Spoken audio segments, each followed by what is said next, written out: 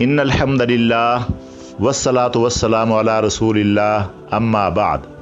محترم سامعین، یوسف علیہ السلام کے قصے کی بات یہاں تک پہنچی تھی کہ زلیخا آسنات بادشاہ کی کچہری میں درخواست جمع کرا دی یوسف علیہ السلام کے خلاف کہ یوسف علیہ السلام نے ایک بڑھیا سے غفلت برتی اور وہ اس کی محسنہ ہے، اور یہ کیوں برتی؟ بادشاہ نے اس کو بلوا لیا اور جناب اعلیٰ بات کھلی، سب کے سامنے کھلی۔ وہ جو اشرافیہ موجود تھے، مصر کے بڑے بڑے اکابر موجود تھے، مجاور موجود تھے، تو جب بی بی آئی زلیخا تو نابینا تھی، یوسف علیہ السلام کے قدموں میں آ کر بیٹھ گئی اور یوسف علیہ السلام نے اس سے حال حوال پوچھا۔ تو بڑی باتیں ہیں، تو شاید ہم سے وہ ادا بھی نہ ہو سکے صحیح معنی میں، تو یوسف علیہ السلام نے اس کی دلداری کی اور حال حوال پوچھا، اس نے سب حال حوال بتایا۔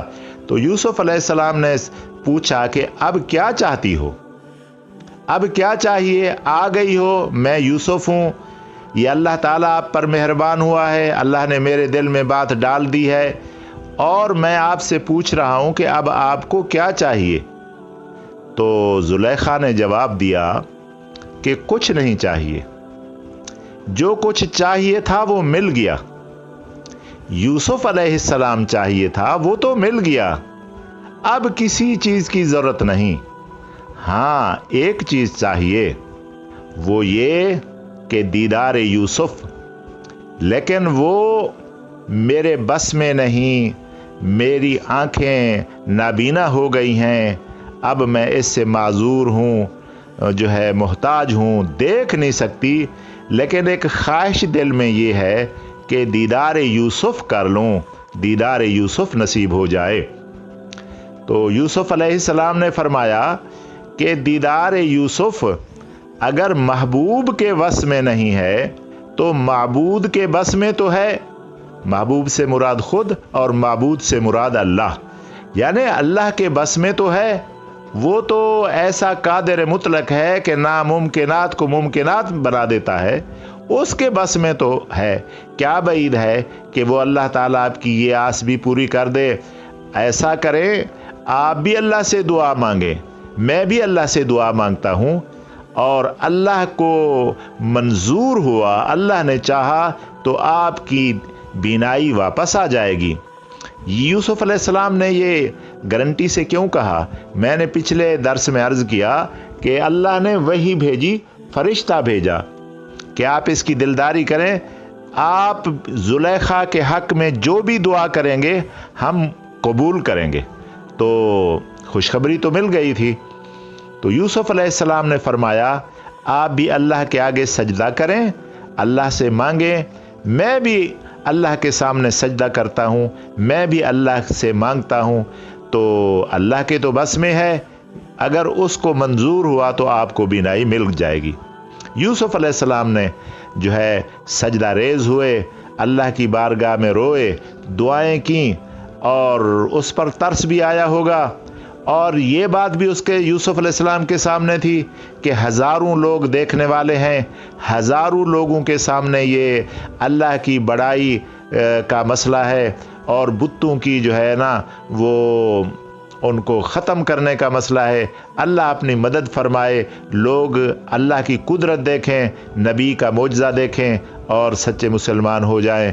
تہہ دل سے حضرت یوسف علیہ السلام نے دعا مانگی تو وہ زلیخا کی بینائی واپس آ گئی اور زلیخا دیکھنے لگی۔ جب زلیخا سجدے سے اٹھی تو خوش ہو گئی، سب کو بتا دیا کہ میں دیکھ سکتی ہوں، اب میری آنکھیں واپس آ گئی ہیں۔ تو یوسف علیہ السلام نے ایک جملہ کہا اور زلیخا نے بھی اس کا جواب دیا، لیکن وہ میں کہتا ہوں بڑا کروڑوں کا ہے، سونے کے حرفوں کے لکھنے کے قابل ہے۔ یوسف علیہ السلام نے پوچھا سب کو دیکھو، سب نظر آ رہے ہیں؟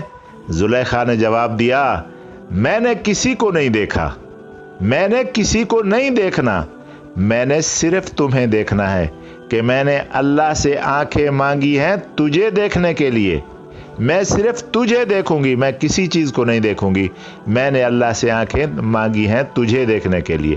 تو بڑی بات ہے، یہ ہے سچی محبت کہ جو ہے نا اس نے کہا میں صرف تمہیں دیکھوں گی۔ اور یہ بھی ہے کہ میں نے اللہ سے وعدہ کیا کہ اللہ آنکھیں دے دے، دیدار یوسف نصیب فرما، میں اللہ سے کیا ہوا وعدہ نہیں توڑتی، میں صرف تجھے دیکھوں گی، میں اور کسی کو بھی نہیں دیکھوں گی۔ تو بہرحال اس کو آنکھیں مل گئی۔ تو بادشاہ نے کہا کاہنوں کو، ان مجاوروں کو، اے دیکھو دیکھو دیکھو یوسف علیہ السلام کا معجزہ، یوسف علیہ السلام کی نبوت کی صداقت، یوسف علیہ السلام کے خدا کی قدرت، سچے خدا کی قدرت دیکھو کہ زلیخا نابینا تھی اور وہ بینا ہو گئی، لیکن وہ جو کاہنان تھے، وہ جو مجاور تھے، وہ پھر بھی اڑ گئے، کیونکہ ہدایت تو اللہ کے ہاتھ میں ہوتی ہے۔ کسی کسی کے دل پتھر ہو جاتے ہیں، جو ہے وہ نافرمانی کی وجہ سے کسی کے دلوں پر مہر لگ جاتی ہے نا، وہی کیفیت۔ تو وہ کہنے لگے جی ہم تو نہیں مانتے کہ زلیخا کبھی نابینا بھی تھی، زلیخا نابینا تھی ہی نہیں، زلیخا نے ایسے جھوٹ موٹ بولا ہوا تھا، تو یہ ڈرامہ بنایا گیا، اس کی کوئی حقیقت نہیں ہے، ہم اس بات پر یقین نہیں کرتے۔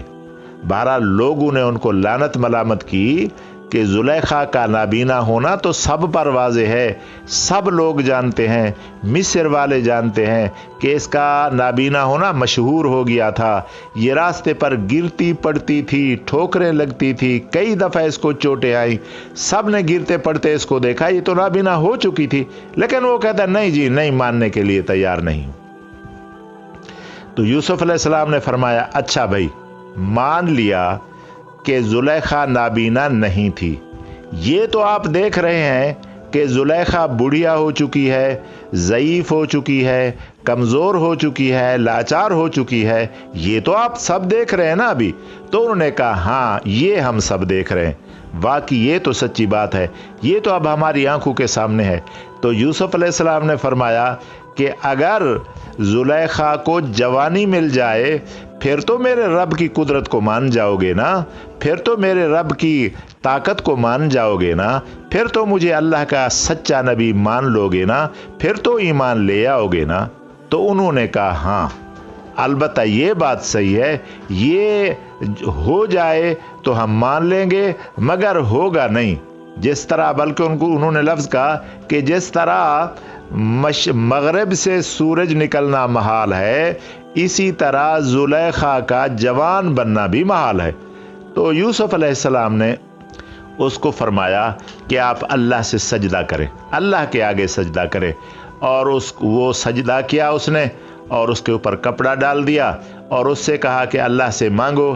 یوسف علیہ السلام بھی سجدے میں گر گئے اور اللہ سے مانگنے لگے اور اللہ سے دعائیں کر رہے ہیں کہ اللہ یہ تیری قدرت کا اور تیری طاقت کا اور تیرے دین کا مسئلہ ہے، تو مجھے سرخرو فرما، تو مجھے کامیابی عطا فرما، تو ان کاہنوں کو، ان مجاوروں کو، بت پرستوں کو ختم فرما، اپنا سچا دین نافذ فرما، یہ جو ہے نا بے دینی کو ختم فرما، یہ تیری عزت کا مسئلہ ہے، تیری کبریائی کا مسئلہ ہے۔ تو بہت رو رو کے دعائیں مانگی، تو اللہ تعالیٰ نے یوسف علیہ السلام کی دعا کو مستجاب فرمایا، کیونکہ اللہ نبیوں کی دعاؤں کو رائے گا نہیں کرتا۔